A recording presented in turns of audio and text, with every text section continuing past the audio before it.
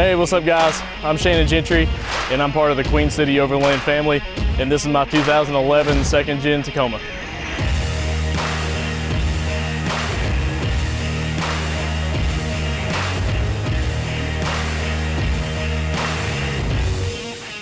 These headlights I custom built myself. I probably went through like 3 or 4 total sets of headlights to get these. And of course, you know, it's time to redo them, but that's part of the project when you're building stuff. But used the Mormotos from the retrofit source for the insides.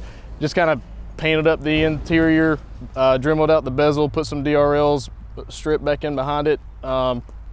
We've got DV8 bumper, or as most of you probably know, the infamous eBay bumper, but it's a company called DV8. They pretty much kind of copied all pros, but I want to go to the full hoop here shortly.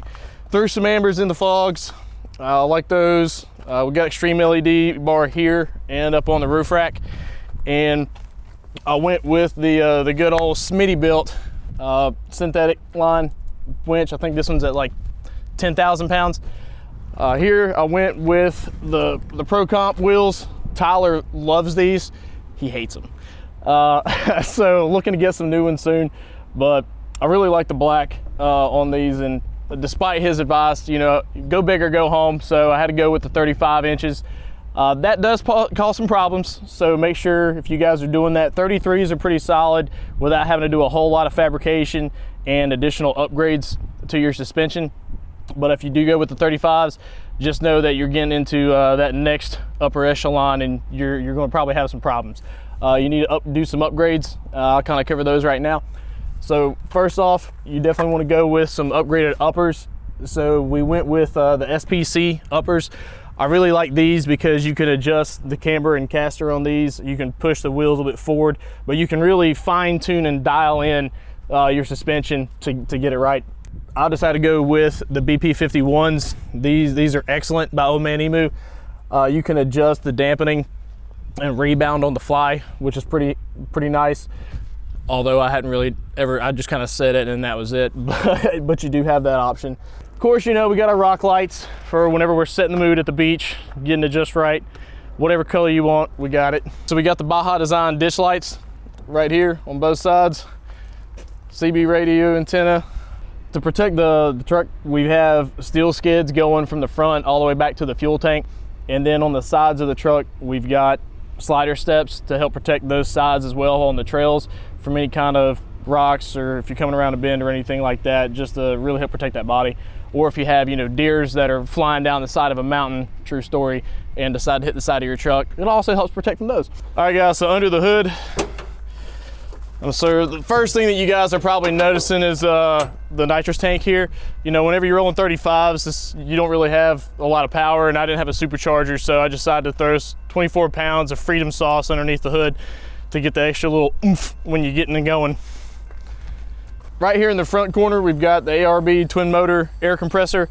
So this does a couple things. I've got this to air up my tires whenever we get through with the trail from airing down. The ARB compressor also runs to the back to control the lockers, to disengage those.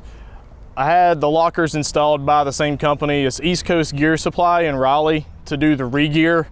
That's another thing with the 35s, is it's just pushing the motor a little hard. So did the re-gear. I can't remember what the gear ratio was I got in there, but it's a good one. And she tops out on speed on the highway a lot sooner, but does get a little bit better gas mileage, but mainly just helps free up that motor so it's not running it quite as hard and dogging it as much. On this side, I've got the S-Pod. This is basically the setup I've got controlling most of the lights on the truck, the ones here in the front and on the roof rack. They've got the module on the inside. We'll get to that in just a little bit, but as you can see, I know some of y'all are probably going to hound the wiring. This isn't a SEMA truck, okay? It's running everything, doing a little bit of upgrades over time. I did upgrade the terminals though, just to help with that load that's going on the battery. I do have a secondary battery. We'll cover that in a little bit. Running down the side here, we've got a snorkel installed. This is just going to help keep a lot of the dust whenever you're on trails, assuming you're not, you know, in the very back of the pack. Help keep the airflow up top so it's not sucking in as much dust and everything. But really it's going to help if you do any kind of water crossings to help keep the intake up high out of the water, so you're not sucking that water into the motor and locking up the motor there. On the side here, we'll just kind of start from the top and go down. Up here on the top, I've got the Vault Pelican cases. These are awesome for keeping gear, whether it be chairs, like some of these I've got chairs, some extra like tie downs, stuff like that for tents, awnings up here. Even though these are dust and waterproof, I would recommend not putting anything inside that does have some sort of moisture content to it, like wet wipes. This is something I've kind of learned as I went. That can tend to, in the heat, vaporize a little bit, and then you can get moisture build up inside of it, which can then mold and that type of thing. But I would keep it from make dry items, towels, gear, stuff like that, chairs, what have you. Underneath of the vault cases, I've got the Prinsu rack, and attached to the side of that Prinsu rack, we have the Overland Vehicle Systems shower. This can fold out, and you have like a little cubicle. We'll show it here in a little bit. You can take a nice little privacy area if you're taking showers, or if Mrs. needs to use the bathroom, got that nice privacy area. And going down with the shower, we've got the Yakima water tank. It's the road shower. I think this one is the 7-gallon one, and you can pressurize it with the air compressor. On the back, I've got the SOS Concepts bed rack and their bumper. On top of the bed rack, I went with Overland Vehicle Systems tent and their awning. This is a 270 awning. I've used several, touch base on the tent again, I've used several tents. I've had the one that flops off to the side 180 degrees. I've had the clamshell. Both of those have had some issues that I wanted to do that were important to me. I wanted to do a little bit different.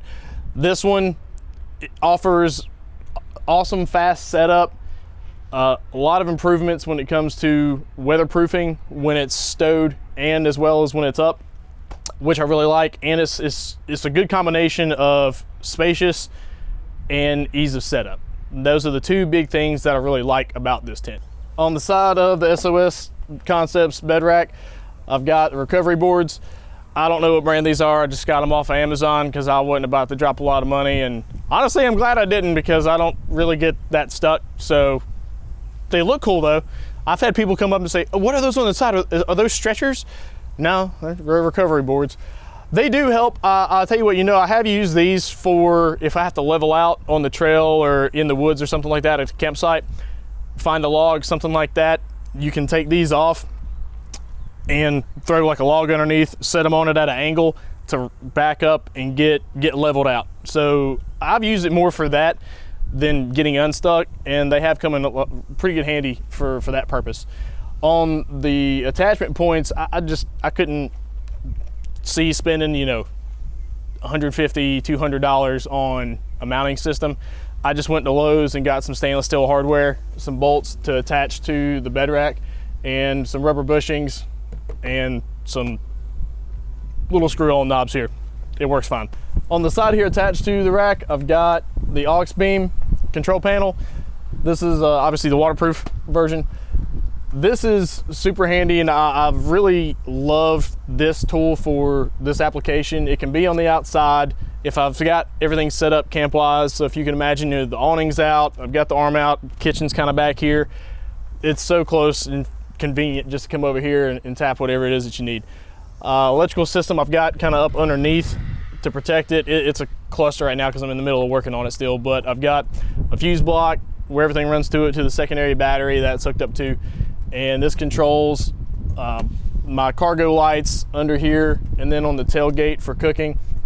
And I've got magnetic lights I can move around to put where I need to, which is super awesome. It also controls the fridge, and I've got a separate junction box that goes up inside of the tent that I can power on from here if I'm charging my phones or devices, anything like that at nighttime. I got the solar panel up top. I believe this one's the Renogy. It's 100 watt. This runs into the charge controller that's inside of the truck with the battery. I've got it behind the seat, and then that runs up to the fuse box back here, and then it goes into the aux beam. All right, on the back here, I've got the SOS Concepts rear bumper, propane tank for cooking. It also goes to my on-demand water heater for the shower if I need it. Gas can, water can, spare tire. Went with the Alpha Rex tail lights. I spent a lot of time trying to find some tail lights that I really liked, and just all the ones that I saw looked pretty cheap. When I saw these come out, they looked really good and they looked like it fit the truck, and I fell in love with them immediately. And I love the startup sequence. It's got the sequential turn lights and everything. They look really good. I like them. I'll go ahead and open up the back here. Inside of the bumper, you've got the table. So this, you can take this off. The table folds down so you have an additional workspace, countertop. Words are hard today, guys, sorry. Right here on the back of the tailgate, I went with the flat panel instead of the stock ridged one, kind of like what is matched here on the bed. Makes it nice and easy to work on, have a flat surface when you're cooking or whatever. Up top, on top of the deck system, I've got my Dometic fridge on the alley cab rack.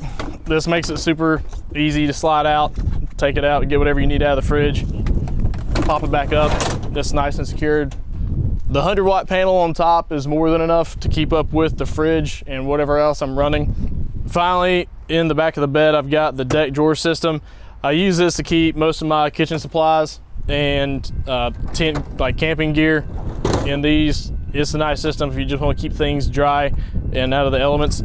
I've also got the bed reinforcement brackets back here to help keep everything stable with the bed. On the inside of the truck here on the dash, I've got the Expedition Essentials RAM mount. This has the S-Pod, my radio, phone mount, and iPad mount up here. I like this one to have off-road navigation whenever I'm going.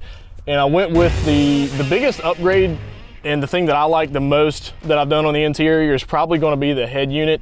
There's a lot of flack out there. I think this one is the T10 Android-based unit. It's phenomenal, and it completely revolutionized the interior for me personally. It's been great. And then up top, I've got the Ultra Gauge just to help keep track of different, vehicle stats, temperatures, whether it be for the transmission, oil, whatever. It gives exact readings. Up top, I've got all the patches. It started out with a couple. It kind of got carried away. Yeah. In the back here, I went with the Cover King seat covers. These are like the neoprene kind of fabric, which are crucial whenever you're going off-road. You don't really have to worry as much about water, dirt, anything like that. You can see I've still got some fresh sand in here from the recent beach trip. Moving back, I've got a Molly panel in the back. This is super handy to secure my gear. You can just see I've got some essential like air up, air down gear here in the back. This is rapid tire deflator right here. Some recovery gear. I've got my winch remote right here. Got to have the boonie. This is my charge controller, so it's easy to get to. I can quickly come back here and get a reading and see how my system is working. I've got a 1000 watt inverter right here, so if I need to run any kind of appliances or anything like 120 household stuff, I can plug it in here, and it's on, off, easy to get to. IFAC pack back here, and my handy dandy hatchet. All right, remember guys, with enough zip ties, you can have an awesome rig just like this that'll last you 230,000 miles also. So I would want to say thank you for hanging out with us here at Queen City Overland. Like, subscribe, peace.